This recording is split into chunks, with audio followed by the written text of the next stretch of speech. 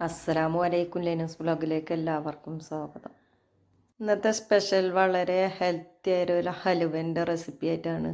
ഇതുണ്ടാക്കാൻ ആകെ 10 മിനിറ്റ് മതി.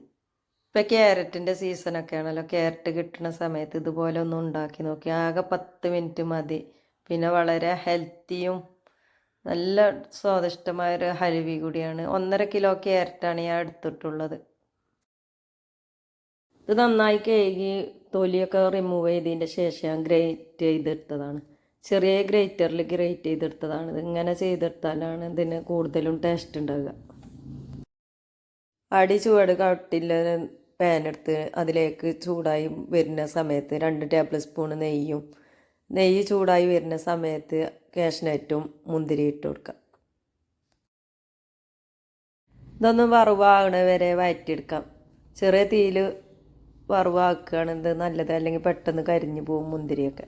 അപ്പോൾ ഇത് നന്നായി വറവായതിൻ്റെ ശേഷം ഞാനിത് കാഷ്നട്ടും മുന്തിരി മാത്രം മാറ്റണുള്ളൂ. നെയ്യ് അതിൽ തന്നെ നിൽക്കുകയാണ്. ഇനി ഇതേ പാനിലേക്ക് തന്നെ ക്യാരറ്റ് ഇട്ട് കൊടുക്കാം, ഫുള്ളായിട്ട് ഇട്ട് കൊടുക്കാം.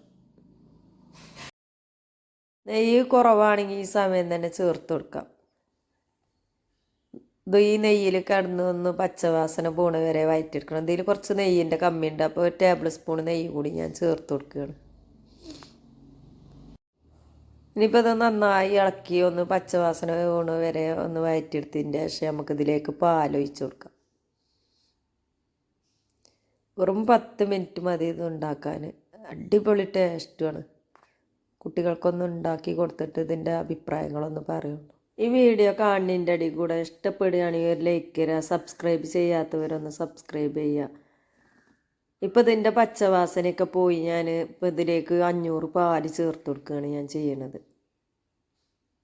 ഇത് പാക്കറ്റ് പാലല്ല, ഇത് ഇവിടെ വാങ്ങി ഞാൻ കാച്ചിയെടുത്ത പാലാണ്. അത് ഫുള്ളായിട്ട് ഞാൻ ചേർത്ത് കൊടുക്കുകയാണ്.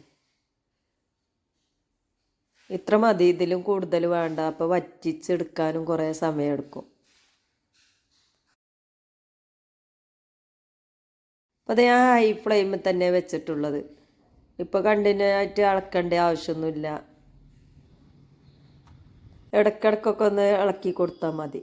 വെള്ളം വറ്റി വരുന്ന സമയത്ത് എപ്പോഴും കുറച്ച് കൂടുതലായിട്ട് ഇളക്കിയെടുക്കേണ്ടി വരും. അടിക്ക് പിടിക്കാതെ ഇളക്കിയെടുക്കണം. അപ്പോഴുള്ളൂ ഇതിൻ്റെ ടേസ്റ്റ് ഉണ്ടാവുക. അതാണ് ഞാൻ ചുവട് കട്ടില്ല പാത്രം എടുക്കുക എന്ന് പറഞ്ഞത്. ഇപ്പോൾ ഇതിലേക്ക് ഞാൻ 1 കപ്പ് പഞ്ചസാര എടുത്തിരുന്നു. അതിൽ 3/4 കപ്പാണ് ഇപ്പോൾ ഇതിലേക്ക് ഇട്ട് കൊടുത്തിട്ടുള്ളത്. 1.5 കിലോ ക്യാരറ്റാണല്ലോ, അപ്പോൾ മധുരം വേണമെങ്കിൽ ചേർത്ത് കൊടുക്കുക. ഫുള്ളായിട്ട് വേണ്ടി വരും. ഞാൻ കുറച്ച് മിൽക്ക് മെയ്ഡ് ചേർക്കുന്നുണ്ട്, അതുകൊണ്ടാണ് ഞാനത് ഫുള്ളായിട്ട് ഇട്ട് കൊടുക്കാഞ്ഞത്. മിൽക്ക് മെയ്ഡ് ഇല്ലെങ്കിൽ 1.5 കപ്പോളം പഞ്ചസാര ആവശ്യം വരും. അപ്പോൾ ഇത് ഫുള്ളായിട്ട് ഞാൻ ഇട്ട് കൊടുക്കുകയാണ്.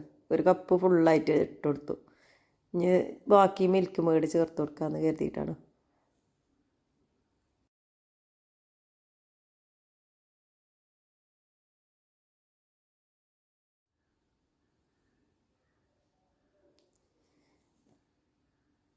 ഇപ്പോൾ 2 മിനിറ്റ് 3 മിനിറ്റ് കഴിഞ്ഞതിൻ്റെ ഇടയിൽ ഇങ്ങനെ ഇളക്കി കൊടുക്കുകയാണ് ഞാൻ ചെയ്യുന്നത്.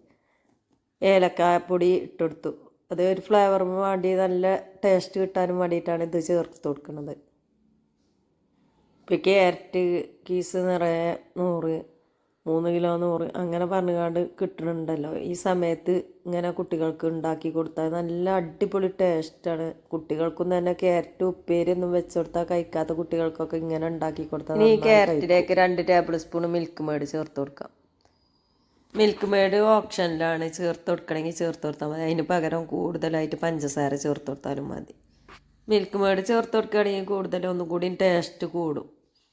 ഹലുവയൊക്കെ ആകുമ്പോൾ മധുരം കൂടുതലായിട്ട് നിൽക്കുമ്പോഴാണല്ലോ. ഈ വെള്ളം വറ്റി വരുന്നത് വരെയാണ് ഇതിൻ്റെ കറക്റ്റ് പാകം. ഇതിൽ കുറച്ചുകൂടി മധുരം കമ്മിയുണ്ട്, അപ്പോൾ 1 ടേബിൾ സ്പൂൺ മിൽക്ക് മെയ്ഡ് കൂടി ഞാൻ ചേർത്ത് കൊടുക്കുകയാണ്.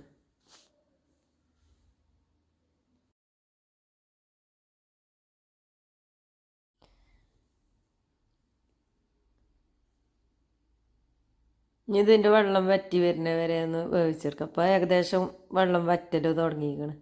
നന്നായി വറ്റി ഒന്ന് കൈമ ഉരുളുന്ന സൈസിലാവണം. അതാണിപ്പോൾ.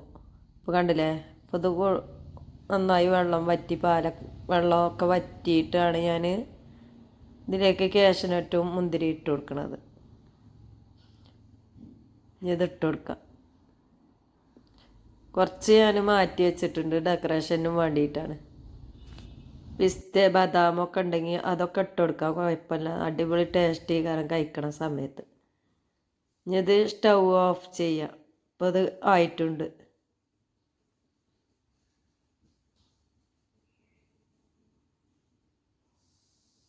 അപ്പോൾ അത് ഈ ചൂടോട് കൂടി തന്നെ ഞാൻ സർവിങ് ബൗളിലേക്ക് മാറ്റുകയാണ്.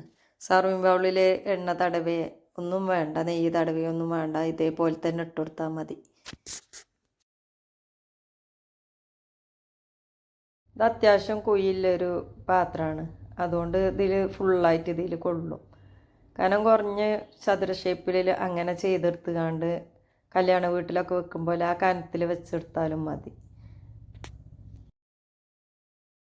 വീട്ടിൽ ഫങ്ഷനും ഒക്കെ ഉണ്ടാകുന്ന സമയത്ത് പെട്ടെന്ന് ഉണ്ടാക്കിയെടുക്കാൻ പറ്റുന്ന ഒരു അടിപൊളി റെസിപ്പിയാണിത്. ഇത് ഉണ്ടാക്കാത്തവരൊന്നും ഇതേപോലെ ഒന്ന് ഉണ്ടാക്കി നോക്കി, എന്തായാലും ഇഷ്ടപ്പെടാതെ നിൽക്കൂല.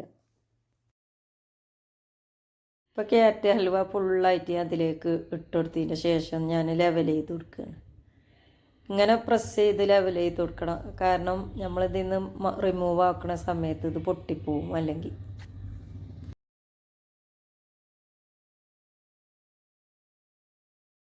ഇനി ഇതിൻ്റെ മീതെ ഞാൻ കാഷ്നട്ടും മുന്തിരി ഇട്ട് കൊടുക്കുകയാണ് ചെയ്യുന്നത്. കുറച്ച് മാറ്റി വെച്ചിന് ഞാൻ, അത് ഇതിൽ ഡെക്കറേഷൻ ചെയ്യാനും വേണ്ടിയിട്ട് മാറ്റി വെച്ചത് തന്നെയാണ്.